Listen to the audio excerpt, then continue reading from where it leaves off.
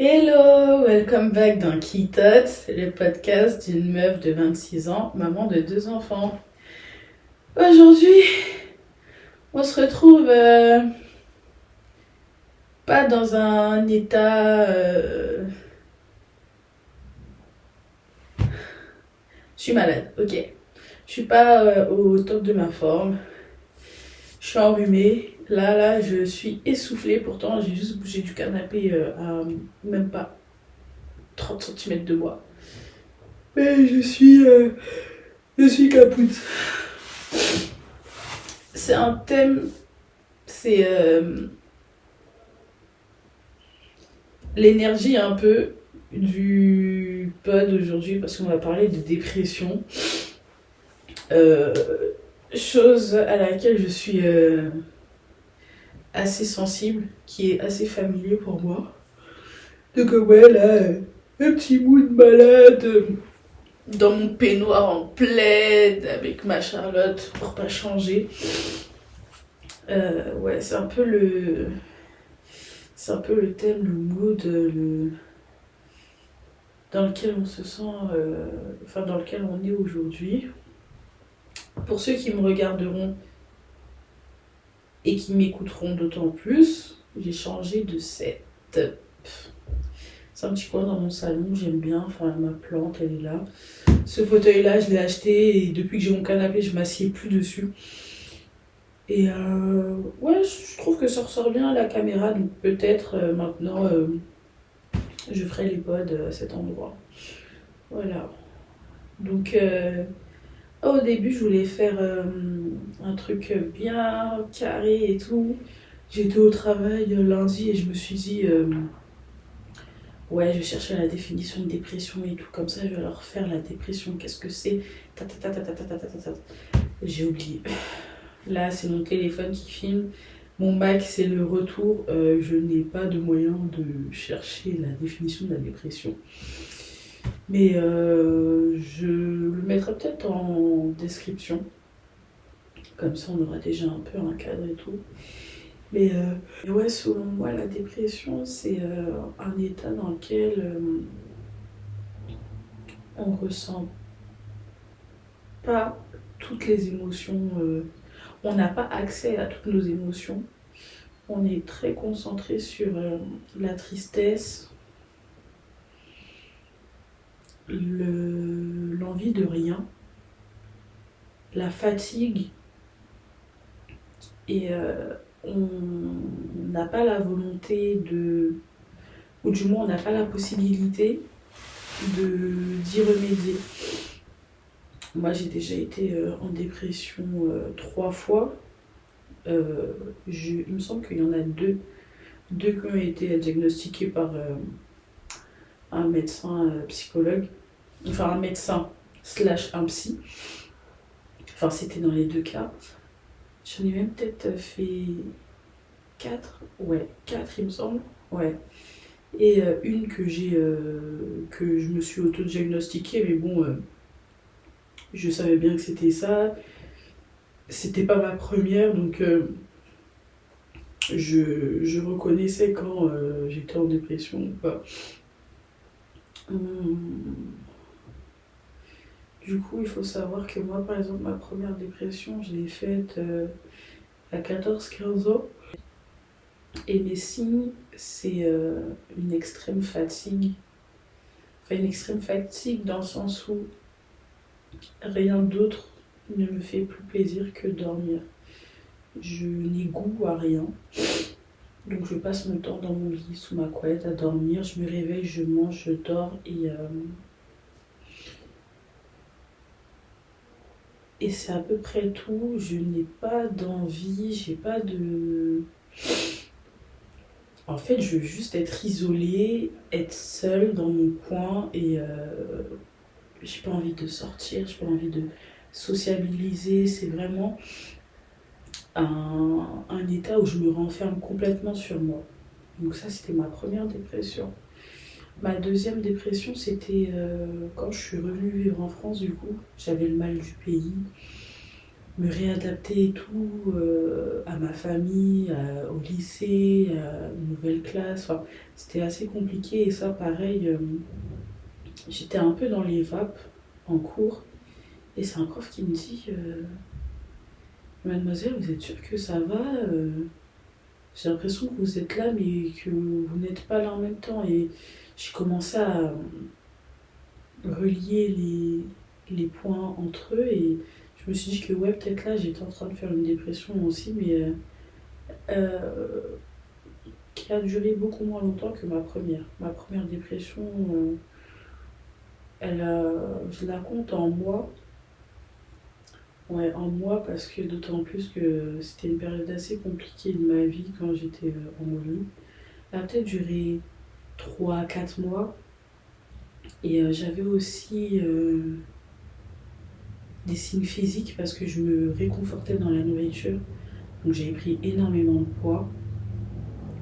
Et quand j'ai décidé d'aller mieux et de sortir de ma dep, mais j'ai commencé aussi à faire du sport. Et c'est là que j'ai commencé à avoir des TCA. C'est vraiment mal ce que je vais vous dire. Mais ce que je faisais pour perdre du poids, ben, je ne mangeais pas. Voilà. J'étais en Guadeloupe.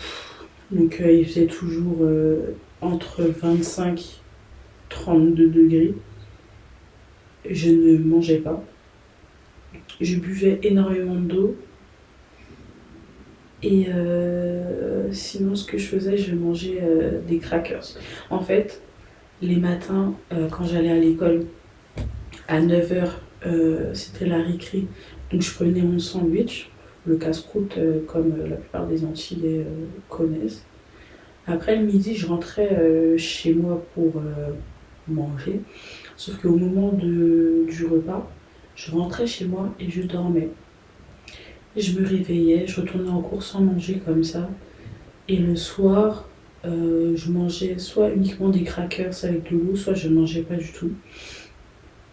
En ajoutant à ça le sport, ben c'est comme ça que j'ai perdu du poids.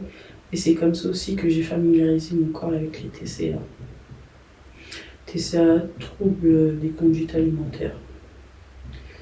Ensuite, ma deuxième dépression, quand je l'ai faite, là j'étais à un moment de ma vie où j'avais perdu pas mal de poids par rapport à ma première dépression. Et j'étais limite, j'étais pas squelettique, mais j'étais vraiment fine, fine, fine, fine, fine. Et à ce moment-là, ben, par tous les moyens entre guillemets possibles, enfin par la nourriture, j'essayais de prendre du poids.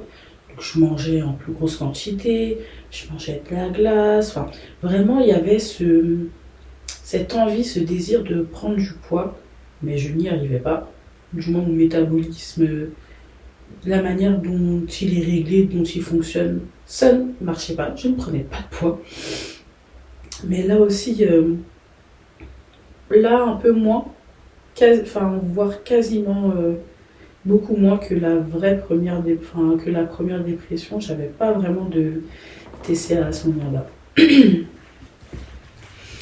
Donc pareil, c'était une période où j'avais pas trop envie de sociabiliser avec les gens de ma classe. J'avais du mal, à m'ouvrir et à chaque fois que je rentrais à la maison, je rentrais de cours soit à 15 h, soit à 16 h, soit à 17 h. Je faisais la sieste jusqu'à 22 h. Et ça tous les jours, jusqu'à 22 h, 23 h, alors que je savais qu'après il fallait que je mange, que je fasse mes devoirs, que je me couche pour me réveiller le lendemain, mais c'était comme ça que je fonctionnais. Donc ouais, ça c'était pour la deuxième. Ensuite, la troisième dépression, et là c'est la plus corsée que j'ai eue selon moi, mais c'est un fait.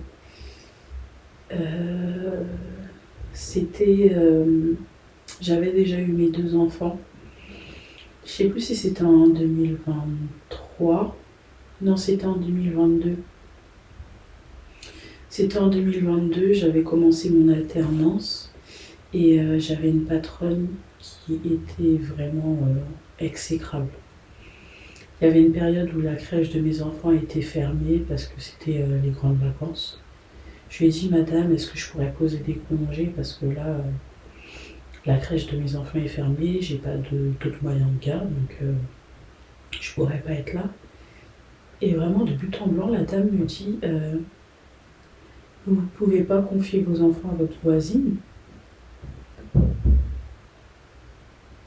Excuse-moi, j'ai pas compris, ma belle. T'as dit quoi? Je suis mère, ce sont mes enfants. Mes voisins, je les connais de vue. Mais quand bien même je les connaîtrais correctement, c'est pas pendant 2 semaines je refourgue mes gosses à quelqu'un juste pour venir travailler. D'autant plus que là, ils étaient à la crèche, ils étaient en bas âge. Il faut savoir que mes enfants, ils ont 13 mois d'écart. Donc, non, en fait. Et du coup, de là, elle m'a gonflé et j'ai vraiment commencé à me sentir mal et j'ai fini par démissionner du taf, quoi. Et mon école d'alternance ne m'a pas soutenue. Donc, j'ai arrêté de bosser. J'avais plus de revenus. Et là, c'était la vraie descente aux enfers. Parce que avec le père de mes enfants, du coup, il fallait faire le choix entre payer nos factures ou donner à manger à nos enfants. Donc on a évidemment choisi le deuxième choix. Et lui, à cette époque-là, il travaillait. Donc c'est lui qui ramenait les sous à la maison. Et du coup, les dettes, le loyer pas payé, ça y allait. Ça a duré 3 mois cette dépression-là. Mais ouais, en gros, pendant 3 mois, j'avais pas de taf, pas d'entrée d'argent, c'était très compliqué. Et à ce moment-là, j'étais vraiment au plus bas. Le plus bas, c'est quoi? C'est le matin, je me réveille sans la moindre envie de me réveiller. Je prépare les enfants pour les emmener à la crèche. Je les dépose à la crèche, je rentre à la maison et je passe toute ma journée couchée sur mon lit. Même me lever pour aller faire pipi, c'était devenu une corvée. Je ne mangeais pas, mais vraiment, pendant ces 3 mois-là, je ne mangeais pas. J'ai perdu énormément de poids, j'avais envie de rien. Je ne voyais pas le bout du tunnel. Et le soir, il fallait encore que je me mette une déterre pour aller chercher les enfants. Mais j'allais chercher les enfants à la crèche. Une fois qu'ils étaient arrivés à la maison et que leur père était là, je disparaissais. En fait, j'avais pas l'énergie. Je ne pouvais pas. C'était plus fort que moi. J'en perds mes mots. Je n'avais pas la capacité de m'en occuper. J'étais vraiment... parce que la dépression m'a tellement attrapée à ce moment-là, je me disais, mais je suis parent, mais j'arrive pas à subvenir aux besoins de mes enfants. Là, j'arrive même pas à avoir un regain d'énergie ou une quelconque motivation pour m'en occuper et pour essayer de sortir la tête de l'eau. Genre vraiment, je n'arrivais pas. Et d'autant plus que je ne mangeais pas. S'il n'y a pas de carburant, la voiture n'avance pas. Donc c'était vraiment un sale engrenage. Et après ça, du coup, quand j'ai retrouvé une autre école pour me former et recommencer à travailler, les TCA ont continué. Parce que 3 mois où on habitue son corps à ne quasiment rien avaler. Bon, il y a quand même des moments où je mangeais. Parce que 3 mois sans rien manger, rien du tout, c'est pas possible. Mais en ayant repris la vie active, des fois le midi, je buvais un coca, et encore.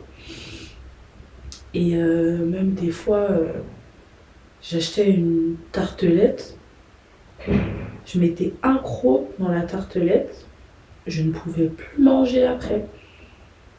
Déjà même le fait de mâcher, c'était devenu compliqué pour moi parce que j'avais tellement habitué ma tête, mon corps à ne plus pratiquer cette activité-là, enfin le fait de se nourrir.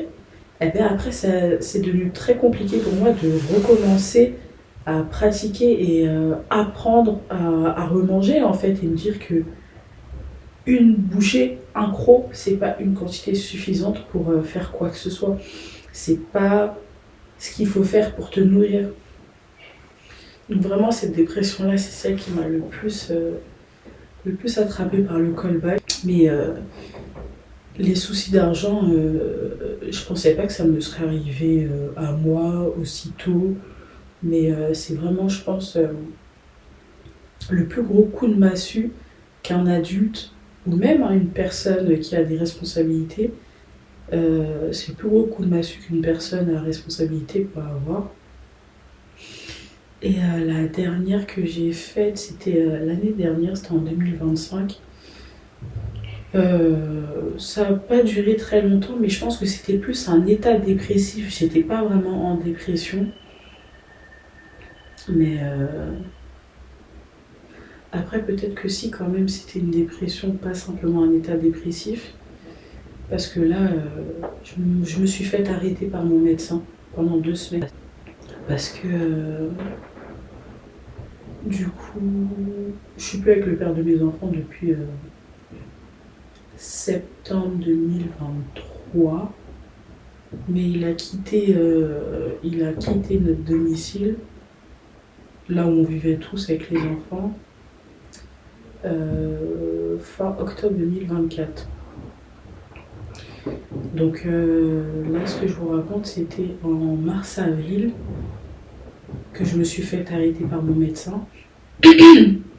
En fait, il faut savoir que du coup, à partir du moment où il est parti, c'était moi qui gérais tout à 100%. Donc les factures qui étaient divisées en deux, c'était moi qui prenais tout. J'ai recommencé à avoir des dettes parce que forcément, seule, je ne pouvais pas assumer toutes les dépenses de ma famille et de l'appartement. Enfin, toutes les dépenses, je ne pouvais pas les assumer. Et 2 enfants, après ma journée de travail, c'était dur, d'autant plus que notre organisation après, c'était que lui, le matin, il emmène des enfants à l'école. Moi, je commençais à 8h30. Et du coup, lui, il finissait plus tard. Du coup, c'est moi qui allais les chercher à l'école. Et là, du coup, j'ai dû changer toute mon organisation. Donc, c'est moi qui les emmenais à l'école. J'arrivais au travail plus tard, donc à 9h. Je partais du taf plus tard, vu que j'arrivais plus tard. Je rentrais à la maison me reposer. Et après, j'allais les chercher et j'enchaînais la douche, le repas et le coucher. Plus tous mes soucis d'argent parce que ma dette de loyer, elle est montée à 2 000 €. Même 3 000. Elle est montée à 3 000, ouais. Elle est montée à 3 000. Pourtant, j'ai un bon salaire, mais entre le loyer, l'électricité, le téléphone, la box, la mutuelle, si je fais déjà des achats que je paye en plusieurs fois, mon salaire, il ne suit pas en fait. Et vraiment, je suis arrivée à cette période-là, donc mars-avril, où j'étais essoufflée de cette vie-là. Ça commençait à devenir trop pour moi parce que j'avais pas été habituée. Et du jour au lendemain, ça a été un choc d'organisation et même au niveau de mon cerveau de me dire bon mais là, t'as que toi en fait. Donc on repart avec cette solitude encore et me dire que là, tes 2 bouts de chou, ils comptent que sur toi. Il n'y a que toi qui peux gérer, il n'y a que toi qui peux assurer. Donc là en fait, Mago, faut que tu te donnes des tapes sur les fesses comme on dit en créole. Il faut que tu te donnes des tapes sur les fesses et il faut que tu assures. Je suis arrivée à bout de souffle. Donc ça veut dire que j'allais au travail, enfin j'emmenais les enfants à l'école, j'allais au travail, je rentrais au travail, enfin je rentrais à la maison. Les enfants, je leur donnais la douche, le dîner. Mais après, tout ce qui était l'entretien de chez moi, Chez moi, c'était pas un dépotoir. Mais faire la vaisselle, je prenais 3 4 jours à faire la vaisselle. Euh, Faire le ménage. Enfin, en fait, toutes ces petites choses-là, ça me demandait des efforts surdimensionnés. Genre vraiment, je n'arrivais plus à tout gérer.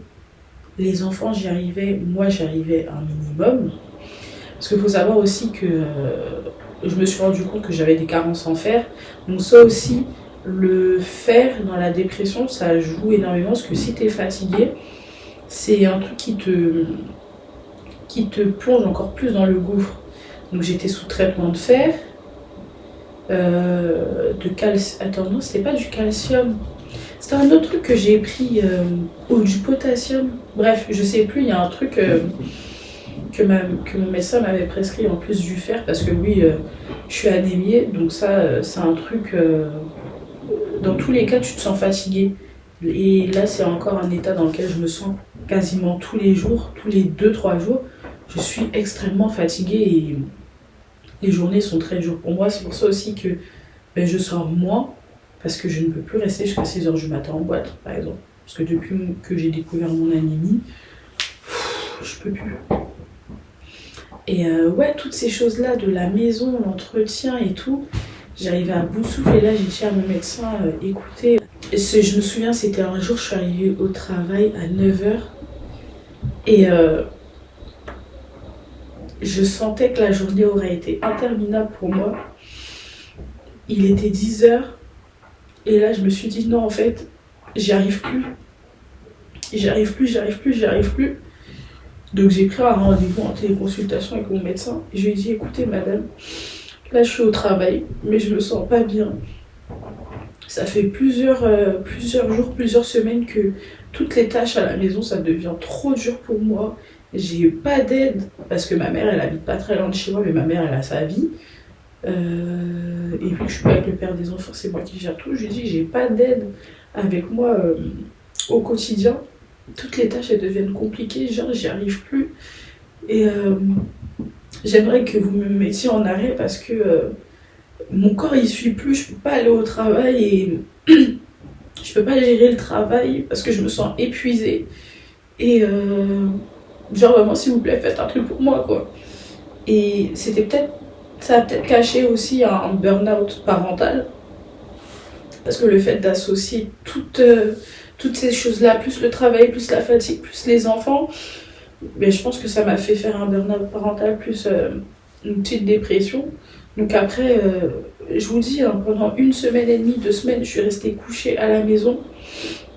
Donc j'emmenais les enfants à l'école, je rentrais, je dormais toute la journée.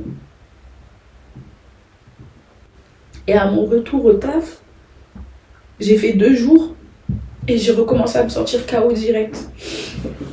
Donc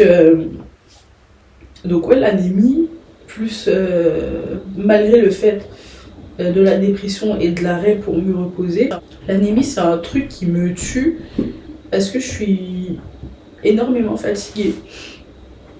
Donc ouais, c'est la dépression, c'est moi j'ai pas honte de le dire en soi, parce que je pense que de la même manière que tu peux aller bien et tu peux aller moins bien et tu peux ne pas aller bien du tout, et faut savoir faire face et être honnête avec soi-même pour commencer à aller mieux et faire les choses pour aller mieux. Donc ouais, non, vraiment la dépression, c'est un truc que je connais plutôt bien, qui m'est arrivé déjà plusieurs fois. Et là, depuis, le truc que je me suis dit aussi, c'est que c'est beaucoup un travail personnel aussi, un développement personnel, de se dire qu'il faut faire pour éviter la dépression. Là déjà, depuis mars-avril de l'année dernière, j'en ai pas refait. Je pense que, parce que je suis quelqu'un qui réfléchit beaucoup aussi, le fait de m'instruire et de réfléchir, Ça m'a permis de mettre une image et des mots-clés sur des comportements que je peux avoir pour éviter justement de tomber dans ce down de dépression et de tout est noir autour de moi. Me dire que les choses sur lesquelles je peux avoir une incidence, il faut que je travaille sur ça. Et les choses sur lesquelles je ne peux pas avoir d'incidence, que je ne contrôle pas, je les laisse couler et elles vont faire leur petit bout de chemin. Mais moi, toutes les choses sur lesquelles je peux avoir une action que je peux contrôler, de me focaliser sur ça. Donc déjà, rien que ce travail-là, ça m'a beaucoup aidé. Et le sport aussi, c'est quelque chose qui m'a aidé. En tout cas, je suis sûre que c'est l'une des causes qui aussi fait que là, depuis, parce qu'entre-temps, je vous ai tourné le pod où je vous parlais de la solitude et que je voulais juste avoir mon mec. C'est fini.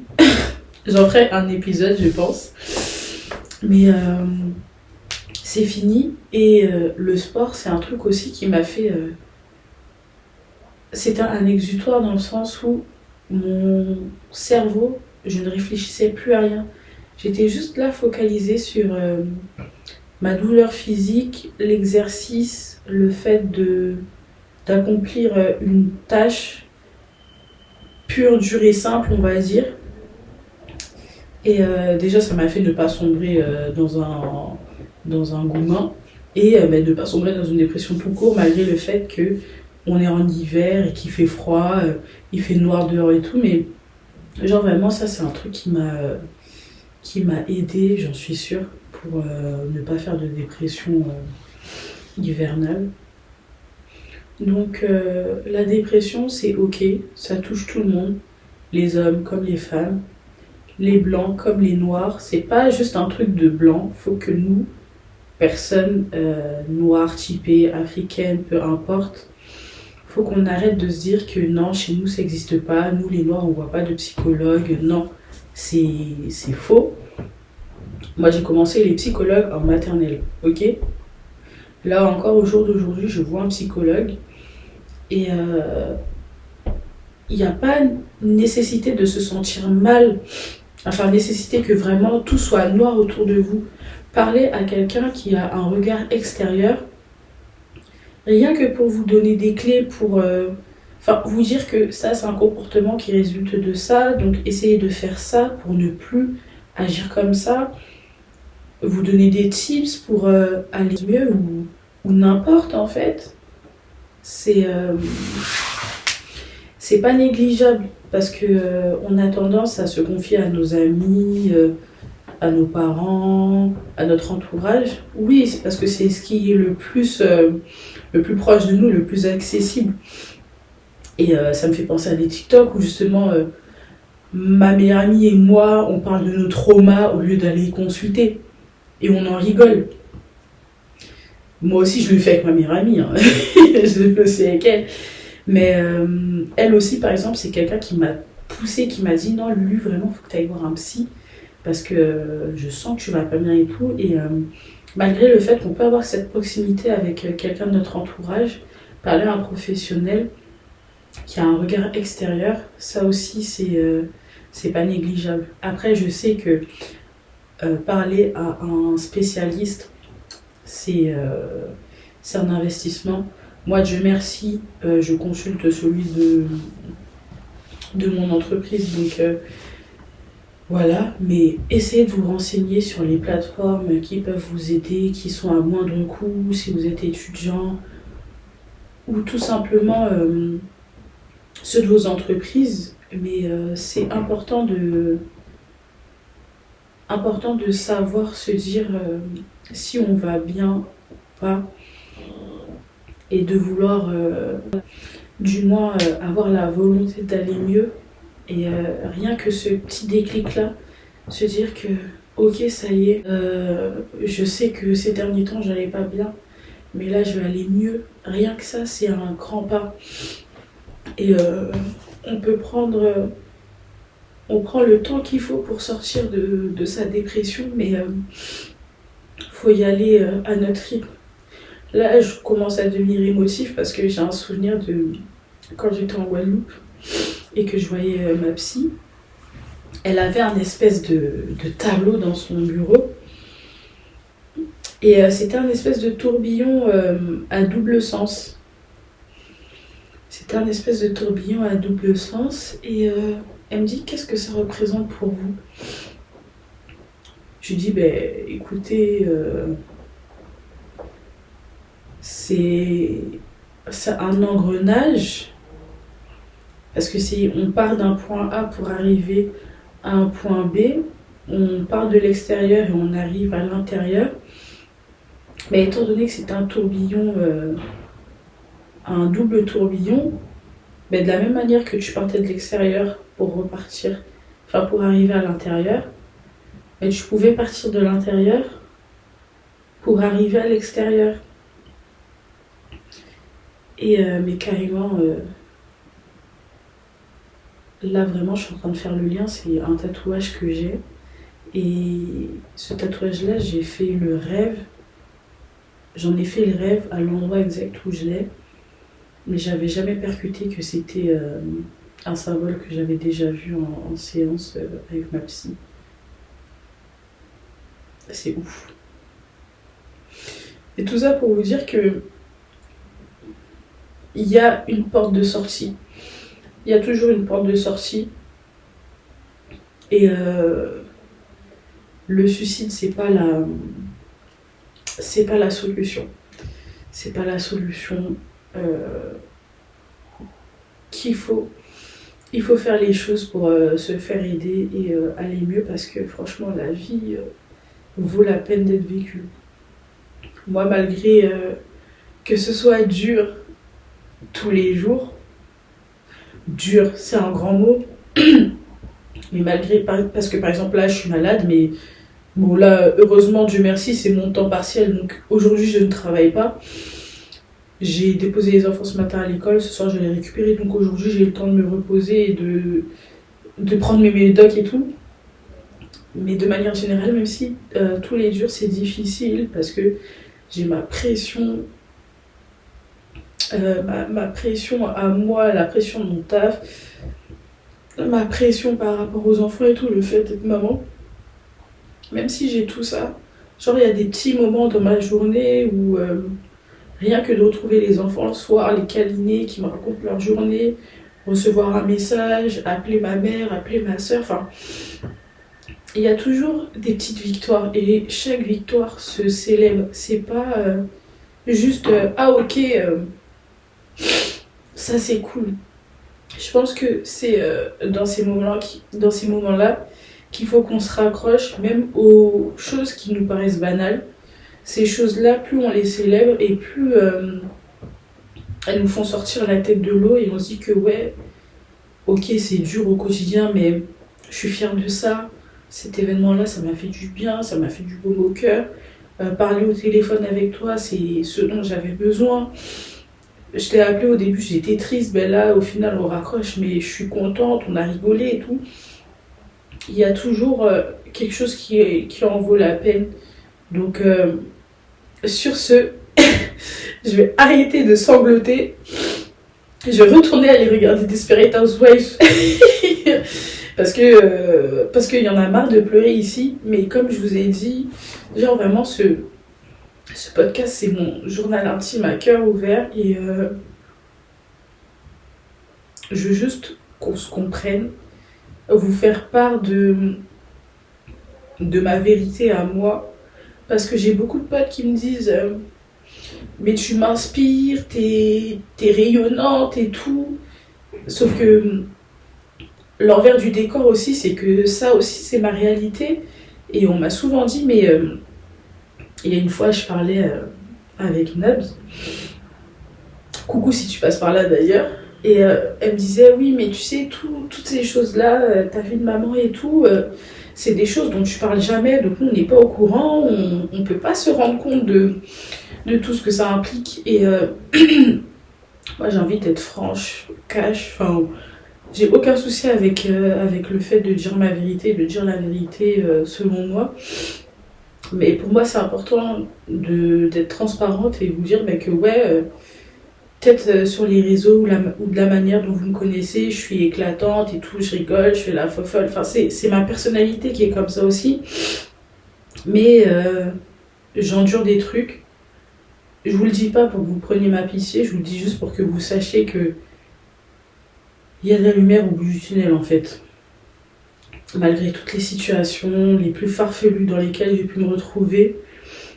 Ben, par exemple, aujourd'hui, je suis heureuse de ne pas mettre S quand j'étais plus petite, quoi. Parce que c'est quelque chose qui m'est passé par la tête. Mais je me suis dit, je veux pas laisser la personne en face de moi gagner. Genre, c'est inconcevable. C'est pas elle qui gagne et moi qui perds. Et aujourd'hui, à bientôt 27 ans, je me dis encore que les certaines personnes qui m'ont fait du mal, mais au grand jamais je vais les laisser gagner. Parce que non, tu m'as fait du mal, je peux pas te laisser gagner et me dire que j'arrête tout, je coupe tout, littéralement. Je coupe tout pour que toi tu puisses continuer à faire ta vie et moi je mets un terme à la mienne. Donc oui, non. Ça prend du temps, prenez le temps qu'il faut, mais restez pas dans le silence. Restez pas dans le silence, parlez autour de vous, essayez de faire les choses qui vous font du bien pour aller mieux et voilà. Voilà. Voilà. Prochain épisode. De quoi on peut parler? Est-ce qu'on parle d'amour pour aller un petit peu mieux? Ou est-ce qu'on reste dans un sujet triste pour continuer à vous donner le contexte? Ouais, je pense qu'on va continuer sur un sujet triste pour vous donner le contexte et pouvoir ensuite vous parler d'amour. Donc le prochain sujet, on va évoquer ma relation avec mon père, son décès et comment la relation avec mon père a influé sur ma vie amoureuse. Donc ouais, là le prochain thème c'est ma relation avec mon père. Et ensuite on va parler d'amour. Ce sentiment qui... Ce sentiment qui nous donne vie. Sur ce, je vous fais plein de bisous. J'espère que vous n'avez pas trop pleuré avec moi, mais ça me fait du bien. Ça me fait plaisir de vous partager toutes ces petites choses, tous ces petits mots. Et je vous dis à très vite pour un prochain épisode. Bye!